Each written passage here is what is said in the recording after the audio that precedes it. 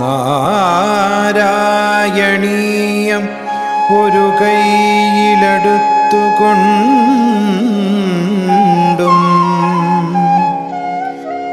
മറുകൈയിലുള്ള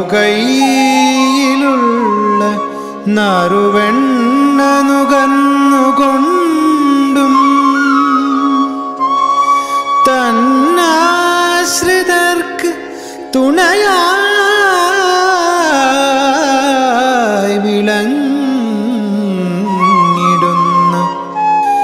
നാരായണീയ ഗുരുവായൂരപ്പ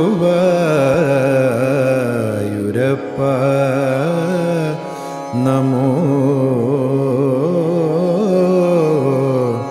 നമസ്തേ.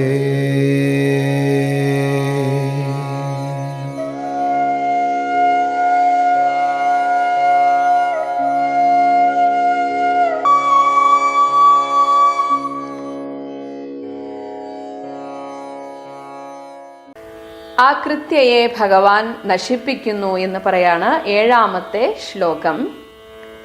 താലപ്രമാണ ചരണാം അഖിലം താലപ്രമാണ ചരണാമഖിലം ദഹന്തേം കൃത്യാം വിലോക്യ ചകിതൈഃ കഥിതഃ അപി കഥിതോപി പൗരൈഃ ദ്യൂതോത്സവേ കിമപി നോ ചലിതോ വിഭോ ത്വം പാർശ്വസ്ഥമാശു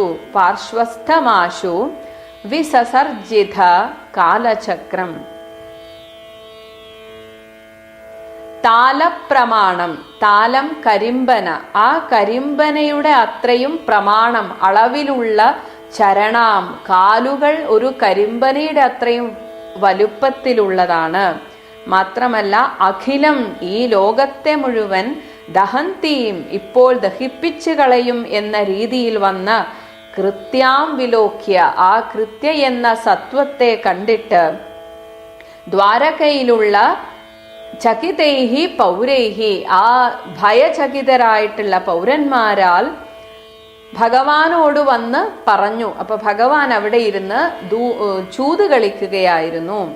അപ്പൊ ആ പൗരന്മാരാൽ കഥിതഹാബി, പൗരന്മാർ പേടിച്ചു പറച്ചിട്ട് ഭഗവാനെ നോക്കൂ, ഒരു അഗ്നിജ്വാല വരുന്നു, ഇങ്ങനെയൊക്കെ കഥിതൈഹി പറഞ്ഞെങ്കിലും, കഥിതഹാബി പറഞ്ഞെങ്കിലും, വിഭോ ത്വം, അല്ലയോ ഭഗവാനെ അങ്ങ് ദ്യൂതോത്സവേ, വളരെ ഒരു തരത്തിലുള്ള ഒരു ധൃതിയും കാണിക്കാതെ വളരെ സാവധാനത്തിൽ, അല്ലെങ്കിൽ താൻ ഇപ്പോൾ ചെയ്തുകൊണ്ടിരിക്കുന്ന ആ ചൂതുകളിയിൽ ഇനിയും കളിക്കൂ എന്ന ഭാവത്തിൽ ഒട്ടും പരിഭ്രമിക്കാതെ കിമപി നോ ചലിതഃ, ആ ഇരുന്നിടത്ത് നിന്ന് ഭഗവാൻ അനങ്ങിയില്ല.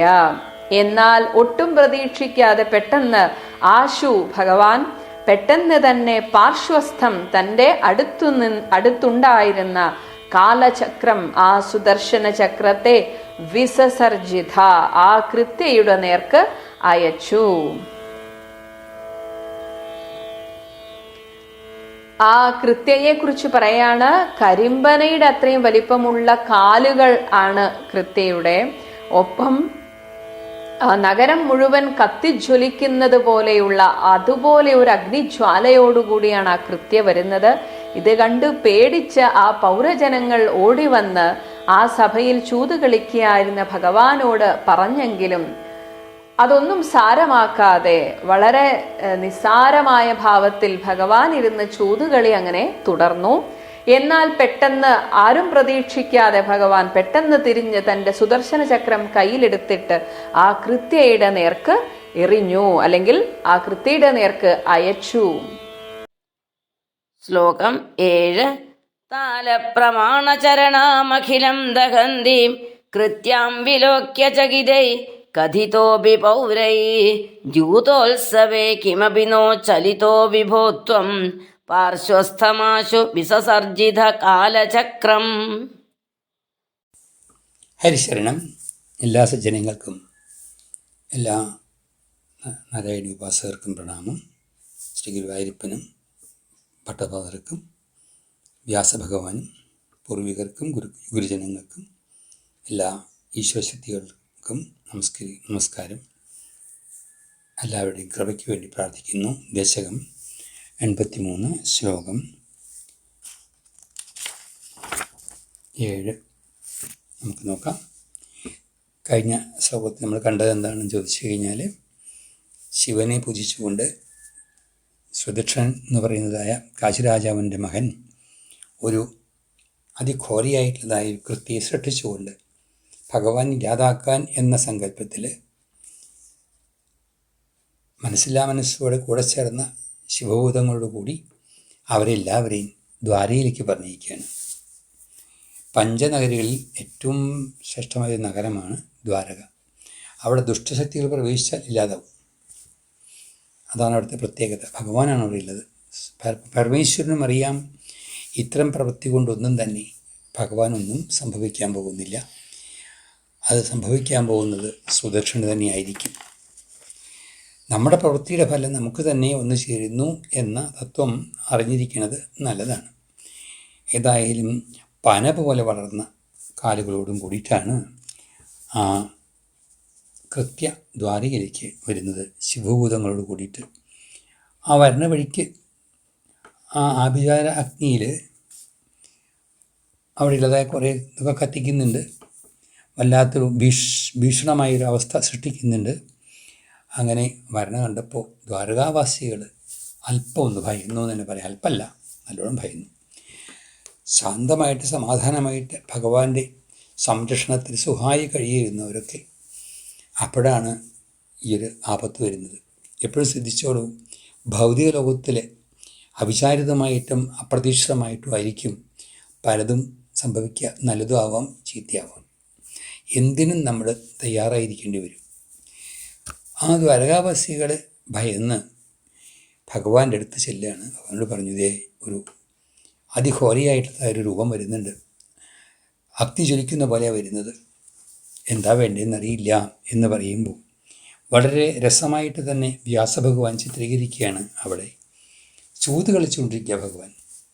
വളരെ എന്താ പറയുക, ഒരു തരത്തിലുള്ളതായ ഭാവവ്യത്യാസമില്ലാതെ കണ്ട് ഭയമാവട്ടെ അല്ലെങ്കിൽ വികാരവിക്ഷോഭങ്ങളാകട്ടെ ഒന്നുമില്ലാതെ കണ്ട് ചൂത് കളിച്ചുകൊണ്ടിരിക്കുമ്പോഴാണ് ദ്വാരകാവാസികൾ ഈ ഒരു അവസ്ഥ ഭഗവാന്റെ മുമ്പിൽ അവതരിപ്പിക്കുന്നത്. ഭഗവാൻ ചൂത് കളിയിൽ നിന്ന് വിരമിച്ചില്ല. അങ്ങനെ കളിച്ചുകൊണ്ടിരുന്നു സുഖമായിട്ട്. കാരണം എല്ലാവരും കളിയാണല്ലോ, എല്ലാം ചൂതുകളിയാണ്. ഈ പ്രപഞ്ചം തന്നെ നമ്മുടെ ജീവിതം പോലെ ചൂതുകളിയാണ് വാസ്തവത്തിൽ. ആര് തോൽക്കും ആര് ജയിക്കും എന്ന് നമുക്ക് അറിഞ്ഞുകൂടാത്തൊരവസ്ഥ. ഏതായാലും ഈ ഒരു അവസ്ഥയിൽ നിന്ന് എങ്ങനെ മാറ്റം വരുത്താൻ, മോചനം കിട്ടാമെന്ന് വിചാരിച്ച് സഭാവാസികൾ നോക്കുന്ന സമയത്ത് ഭഗവാന്റെ അടുത്ത് സേവിച്ചുകൊണ്ട് അദ്ദേഹത്തിൻ്റെ തന്നെ കാലചക്രം എന്ന് പേരിട്ടതായി സുദർശനം ഉണ്ട് അവിടെ. അതിനെ ഞങ്ങൾ പറഞ്ഞയച്ചു. അതിനെ കാലചക്രം എന്നാണ് പറഞ്ഞിട്ടുള്ളത്. മാസങ്ങളായിരിക്കുന്ന 12 ആരക്കാലുകളും അതുപോലെ 365 ദിവസങ്ങളായ വായ്ത്തലകളും ഉള്ളതായ കാലരൂപിയായിട്ടാണ് ഇവിടെ ചക്രത്തിനെ ചിത്രീകരിക്കുന്നത്. എന്ന് വെച്ചാൽ എന്താ അർത്ഥം? ഈ കാലമാണ് സർവസംഹാരവും സർവസംരക്ഷണവും സർവത്തിന് ഉൽപ്പത്തി നാശമൊക്കെ ഉണ്ടാക്കി തീർക്കുന്നത്. അത് ഭഗവാന്റെ നിയന്ത്രണത്തിലാണ്. കാലോസ്മി എന്ന് ഭഗവാൻ പറഞ്ഞിട്ടുണ്ട്. അപ്പോൾ എന്ത് വരണമെന്ന് വെച്ചാൽ കാലചക്രം തിരിഞ്ഞുകൊണ്ടിരിക്കുന്ന സമയത്ത് അനേകം മാറ്റങ്ങൾ ഈ പ്രപഞ്ചത്തിൽ സംഭവിച്ചുകൊണ്ടേയിരിക്കും.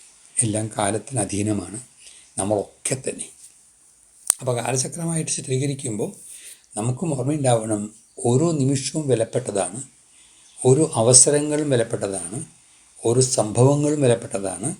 നമ്മൾ ഓരോന്നും അറിഞ്ഞും മനസ്സിലാക്കി മുന്നോട്ട് പോയാൽ ജീവിതം നമുക്ക് ധന്യമാക്കാൻ സാധിക്കും. ഇവിടെ കാലചക്രം അവിടുന്ന് പുറപ്പെടുകയാണ്.